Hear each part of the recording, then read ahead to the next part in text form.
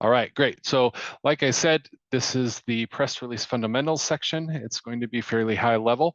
We're going over some of the reasons why you'd use press releases and kind of some of the how they work, that sort of thing.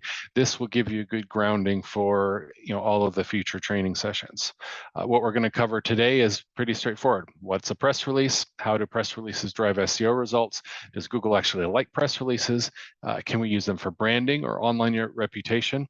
Who are some of the players in the industry? Why is our service better than the others? And then we'll leave that last few minutes open for Q&A. So what's a press release? At the core, a press release is just an announcement of something that's newsworthy. Some people will hear the word newsworthy and they'll think, well, it has to be something that could be printed in the New York Times. But realistically, it can be anything relevant to your business that you think people should know about. So it could be, new contracts, new employees, good quality reviews. You're adding, your clients are adding services to their offerings, that sort of thing. So don't look at newsworthy and think New York Times. Look at newsworthy and think, oh, that's interesting. There's really three main categories of press releases. The first one is compliance related. This is when your public companies have to send out earnings reports and other announcements and things like that. Heavily regulated. There's a lot of red tape around that. A lot of representations have to be made. Usually these have to go through legal, all that sort of thing. We don't play in that space at all. Then you use them for branding and publicity. This is kind of what people think of when they hear PR in general, is more public relations as opposed to press release.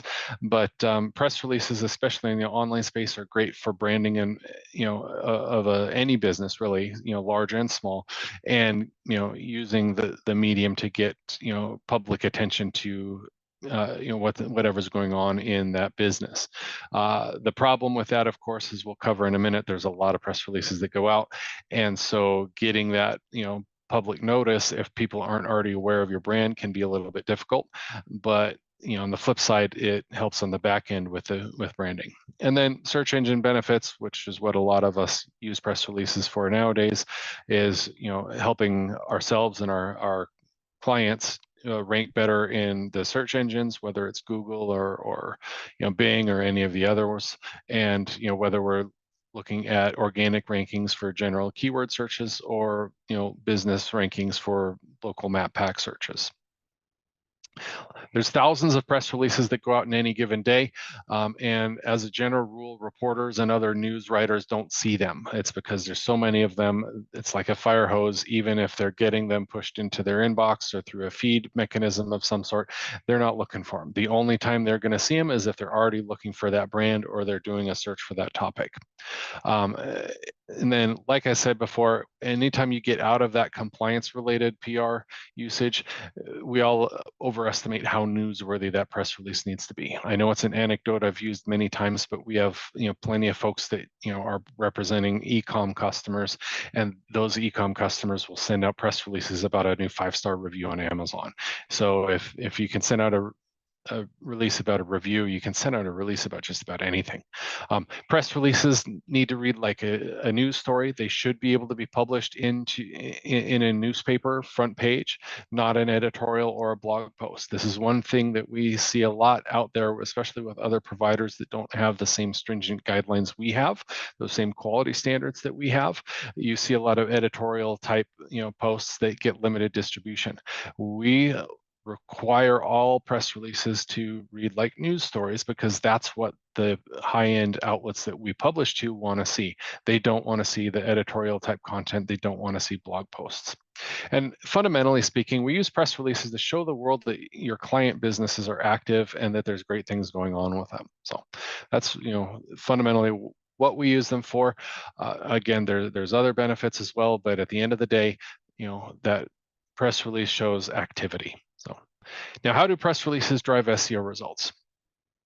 Well, obviously, from an SEO perspective, press releases get backlinks. With our press releases, that's about 1,500 backlinks. They're high value because we only publish to genuine news outlets that have high authority. It's always relevant, which is a factor in Google's and presumably Bing's algorithms as well. It's an activity and freshness signal because news is inherently activity based, and it's recent, right? It's fresh. And then our links are sticky. I can't say the same for all press releases, but I know that our links are very sticky. We can go back, to 2013 when we launched and find some of the very early press releases that we sent out there. Um, there's a lot of providers that have sticky links and a lot of providers that don't. So we always want to be careful about how sticky those backlinks are. You can use press releases to reinforce your entity in Google's eyes. Clean up those knowledge graphs, that sort of thing. Especially if you're including schema in them, and sending out press releases that are linking back to other branded entity sites, whether it's social networks or other websites and blog posts and guest posts that you may have out there, that sort of thing. All those types of things can help tie everything back together. If you're using citations as part of strategy, every press release provides over 500 name, address, phone number type citations. You get to craft those yourselves so that they match what you're putting out in other places. And then referring domains is also a factor for a lot of folks. In fact, some people just use press releases primarily for referring domains, but every time you send out a press release, since we get those 550 some odd placements, you're adding a bunch of referring domains every single time. So that's kind of the core as factors in how press releases affect SEO proper.